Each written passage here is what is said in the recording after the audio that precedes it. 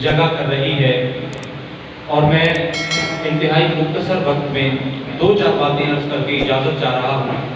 سب سے پہلے میں آپ کو مثال دے رہا ہوں، آقا کریم علیہ السلام تاجدار کائنات محمد مصطفیٰ صلی اللہ علیہ وآلہ وسلم کی وطن سے محبت کیسی تھی۔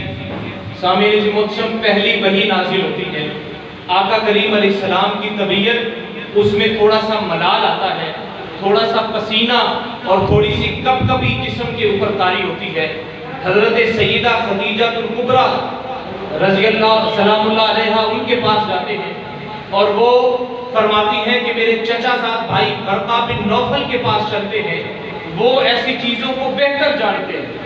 جب آقا کریم علیہ السلام ورقہ بن نوفل کے پاس گئے تو ورقہ بن نوفل نے کہا مجھے یہ نبوت کے آثار لگتے ہیں، اب آپ کی قوم آپ کے ساتھ کیا کرے گی؟ فرمایا کہ ورقہ بن نوفل نے کہا پہلی بات وہ آپ پر ظلم اور ستم کرے گا۔ جب یہ پہلی بات کہی تو پھر آقا علیہ السلام خاموش رہے۔ پھر دوسری بات کہی کہ وہ آپ پر ظلم کے پہاڑ توڑیں گے اور آپ کی بات بھی تسلیم نہیں کریں گے۔ آقا علیہ السلام نے پھر بھی خاموشی اختیار کی۔ پھر تیسری بات جب کی تو حضور علیہ السلام خاموش نہ رہ سکے۔ آقا کریم علیہ السلام کو ورقہ بن نوفل کہتا ہے جب آپ اللہ کی توحید کا اعلان کریں گے، جب آپ اپنی بعثت کا اعلان کریں گے، رسالت کا میسج لوگوں تک پہنچائیں گے، تو یہ لوگ ایک وقت ایسا آئے گا آپ کو آپ کے وطن سے باہر نکالیں گے۔ جیسے ہی میرے آقا نے یہ سنا، میرے آقا نے ورقہ بن نوفل سے کہا کیا مجھے یہ وطن سے نکال دیں گے؟ کیا مجھے یہ وطن سے باہر جانا پڑے گا؟ آقا کریم علیہ السلام کی آنکھوں سے آنسو تھے۔ آج 14 اگست ہے، 14 اگست تقاضا کرتا ہے ہم سے کہ آئیے وطن سے محبت کی خاطر اپنا تن من دھن جو کچھ بھی ہم کر سکتے ہیں ہم کریں۔ تو سامعین محترم، ہم تحریک منہاج القرآن کے کارکن ہیں، ہم قائد اعظم محمد علی جناح کی اس بات کو لیتے ہیں کہ قائد اعظم نے فرمایا پاکستان اسلام کی تجربہ گاہ بنے گا جہاں معاشی اصول اپنائے جائیں گے، جہاں معاشرتی اصول اپنائے جائیں گے، جہاں عدل اور انصاف کا اصول ہوگا، جہاں ظالم کو سزا ملے گی، مظلوم کو جزا ملے گی۔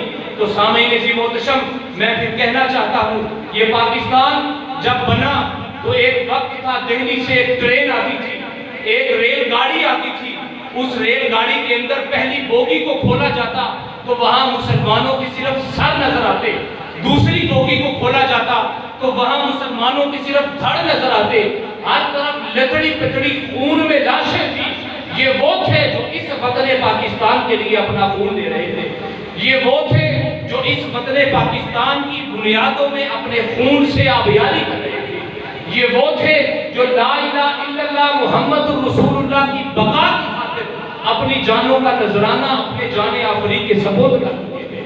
یہ وہ لوگ تھے، ایک قافلہ جس میں ایک چھوٹا بچہ اپنی ماں کے ساتھ ہے اور دیگر بہت بڑا قافلہ بزرگوں کا، جوانوں کا، عورتوں کا، بچوں کا، اور دور سے دیکھا تو ہندو سکھ وہ لوگ جو مسلمان قافلوں پر حملے کرتے تھے اور ان حملوں کے نتیجے میں ان کو مار دیتے تھے۔ جب انہوں نے دیکھا کہ وہ جتھا ہندوؤں کا آ رہا ہے، ساتھ میں کھیتوں کے اندر جا کر پناہ لے، کھیتوں میں چھپ گئے۔ جب چھپے تو وہ جتھا بھی قریب آ رہا تھا کہ یہ گزر جائے گا، ہم نکل کر اپنے وطن کی طرف جو ہے وہ رخت سفر باندھیں گے۔ تو پھر کیا ہوا، اسی ماں کے پاس ایک چھوٹا سا بچہ تھا 6-8 ماہ کا، بچے نے بھی پلانا شروع کر دیا، رونا شروع کر دیا۔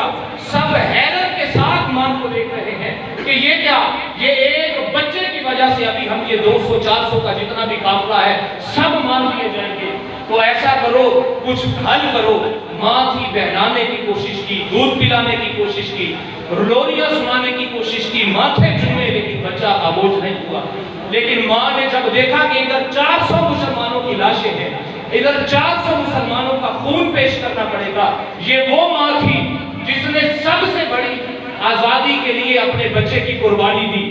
سب سے بڑی اگر کوئی شہادت تھی، اس ماں نے اپنے ہاتھوں سے اس 8 مہینے کے بچے کا گلا گھونٹ کر اسے وہی مار دیا۔ نعرہ تکبیر، نعرہ رسالت، اور ساتھ میں یہ اعلان کیا کہ اس لا الہ کی بقا کی خاطر میں نے آج اپنے بچے کا گلا گھونٹا ہے. یہ 400 جانیں جائیں گی اور پاکستان میں اللہ اکبر کی صداؤں کو بلند کیا جائے گا. سامعین محترم، ہم کہتے ہیں پاکستان کا مطلب کیا؟ لا الہ الا اللہ. میں اس لا الہ کا مفہوم آپ کے سامنے رکھنا چاہتا ہوں. اس لا الہ کا مفہوم شیخ الاسلام ڈاکٹر طاہر القادری کی 30 سالہ جد و جہد کا نام ہے. اس لا الہ کا مفہوم یہ ہے کہ رواداری کو اپنایا جائے گا. لا الہ کا مفہوم یہ ہے کہ عدل کو عام کیا جائے گا. لا الہ کا مفہوم یہ ہے کہ انصاف کو عام کیا جائے گا، جو پاکستان کو جو ہے وہ پروان چڑھائے ترقی کی طرف، تعمیر کی طرف. تو سامعین محترم، انہی دعاؤں کے ساتھ اجازت چاہوں گا. خدا کرے کہ میری التفاف پہ اترے وہ فصل گل جسے اندیشہ زوال نہ ہو. والسلام علیکم ورحمۃ اللہ وبرکاتہ.